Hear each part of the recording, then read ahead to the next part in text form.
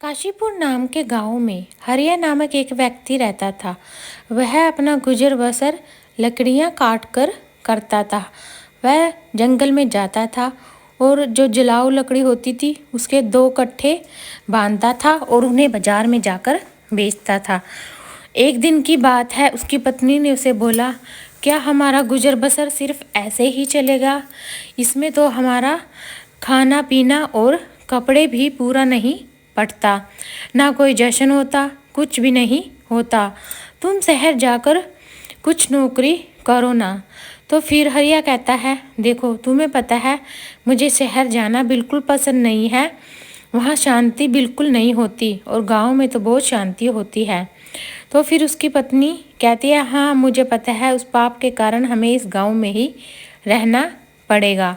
तो फिर हरिया कहता है, आज यह बात निकल गई, आज के बाद यह बात नहीं निकलनी चाहिए। तो फिर उसे उसकी पत्नी खाना दे देती है और वह खाना खाकर अपने काम की तरफ चला जाता है। तो हरिया जंगल में चला जाता है और वह काफ़ी दूर तक आ जाता है और कहता है कि आज तो मैं काफ़ी दूर आ गया हूँ।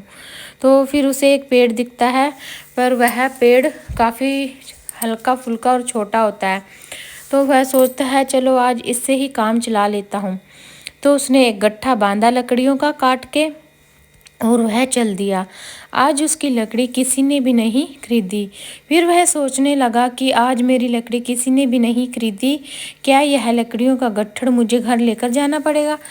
तो वह यह सोच ही रहा था कि रास्ते में एक पंडित, एक शास्त्री जी उसे मिले और उसने कहा कि क्या तुम यह लकड़ियाँ बेचना चाहते हो? तो हरिया ने कहा, हाँ मैं यह लकड़ियाँ बेचना चाहता हूँ।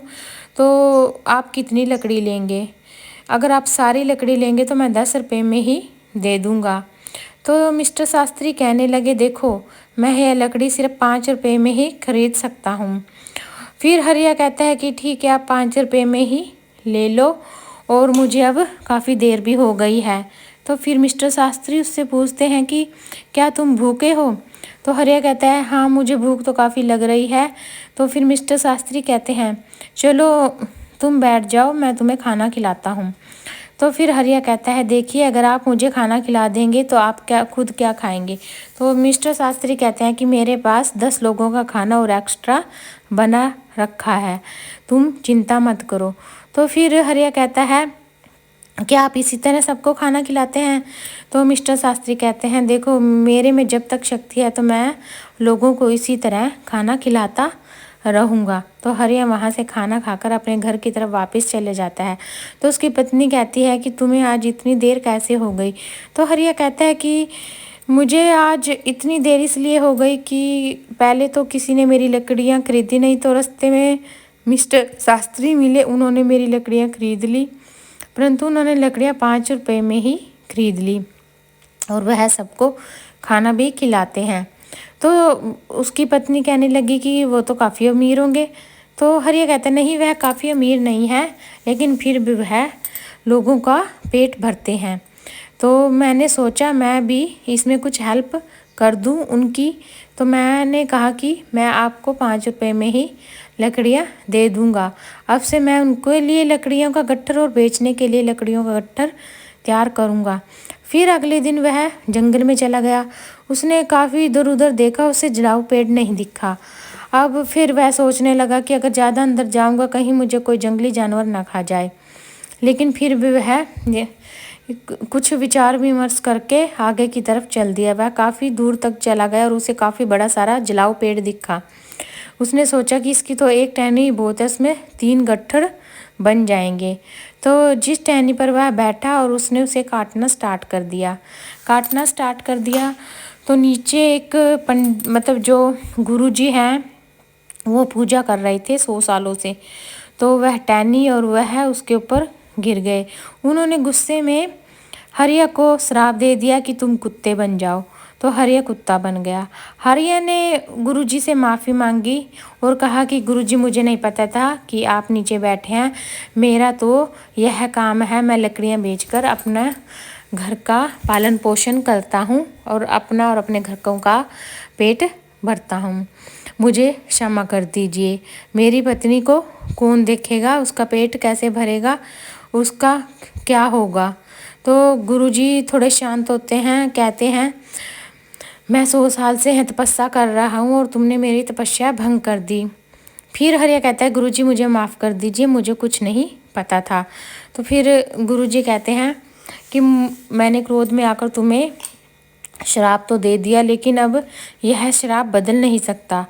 अगर तुम जो बहुत ही बड़े दानी हो उनका झूठन खा लो तो तुम दोबारा अपने रूप में आ जाओगे। तो फिर हरिया कुत्ते रूप में वहाँ से चला जाता है। पहले वह सोचता है कि मुझे 2 ऐसे व्यक्ति ढूंढने पड़ेंगे जो झूठन जिनकी खाकर मैं अपने रूप में दोबारा आ सकूं।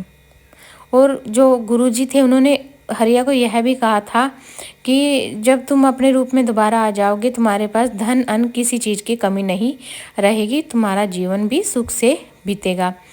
तो वह इस बात के लिए भी काफ़ी खुश था कि अब अगर मैं कुत्ते रूप से अपने रूप में आ जाऊंगा तो मेरा जीवन अच्छी तरीके से कट जाएगा। अब सबसे पहले वह उस दानी व्यक्ति को ढूंढने लगा। तो उसके मन में आता है कि मिस्टर शास्त्री तो बहुत ही बड़े दानी हैं जो भूखों का पेट भरते हैं। उस दिन वह मिस्टर शास्त्री के वहाँ गया। जब मिस्टर शास्त्री ने खाना खा लिया तो उसकी पत्नी ने उसकी झूठी पत्तल बाहर फेंकी, तो उसने उसका झूठा खा लिया तो वह आधा सफ़ेद हो गया। तो काफ़ी दिन तक वह ऐसे ही ढूंढता रहा। उसे पता चला कि यह व्यक्ति गाय दान करता है।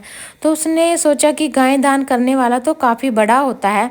तो उसने उसकी झूठी पत्तल खाई, लेकिन उससे कुछ फ़र्क नहीं पड़ा। लेकिन कहीं फिर दूसरी तरफ उसने सुना कि वह तो ऐसी गाय दान करता है जिसका कोई यूज़ नहीं, वह सिर्फ 2 महीने दूध देती हैं और फिर वह उन्हें दान कर देता है। ऐसा किया हुआ दान नहीं लगता। तो फिर उन्हीं व्यक्तियों से उसने सुना कि जो राजा है वह वस्त्र भी दान कर रहा है और लोगों को हफ्ते से खाना भी खिला रहा है। तो उसने सोचा कि इससे बड़ा दान क्या होगा। तो उसने राजा की झूठी पत्तल खाई, फिर भी कोई फ़र्क नहीं पड़ा। फिर वह गुरुजी के पास गया। उसने कहा गुरुजी सारी बात बताई कि ऐसे ऐसे मैंने उनकी झूठी पत्तल खाई और मुझे कुछ भी फ़र्क नहीं पड़ा। तो फिर गुरुजी ने कहा देखो तुम्हें एक व्यक्ति तो मिल गया। व्यक्ति ऐसा होना चाहिए कि दान बड़ा या छोटा नहीं होता। जो वह राजा दान कर रहा है वह लोगों से कर लेता है और उसी में से तुम सबको खाना खिला रहा है और वस्त्र दान कर रहा है। वह अपने पास से कुछ भी दान नहीं कर रहा है, इसलिए उसका दान दिया हुआ नहीं लगता। तुम ऐसा व्यक्ति ढूंढो जो सच्चे दिल से दान कर रहा हो और अपनी कमाई में से दान कर रहा हो। तो फिर वह हरिया जाता है और ढूंढने लग जाता है। एक व्यक्ति 2 घड़े लेकर, वह तकरीबन 90 साल से भी ऊपर का व्यक्ति लग रहा था। हरिया उसे देखकर यही सोच रहा था कि देखो यह व्यक्ति किस तरह 2 घड़े उठा रहा है और धूप में आते जाते व्यक्तियों को पानी पिलाता है। तो वह वहाँ घड़े रखकर अपना खाना खाने लगता है वह बूढ़ा। तो हरिया क्या करता है, उसे भी काफ़ी भूख लगी थी और वह उस पास जाकर बैठ जाता है। तो वह बूढ़ा व्यक्ति उसे अपने खाने में से कुछ खाना हरिया को दे देता है। हरिया उस खाने को खाकर अपने रूप में दोबारा आ जाता है।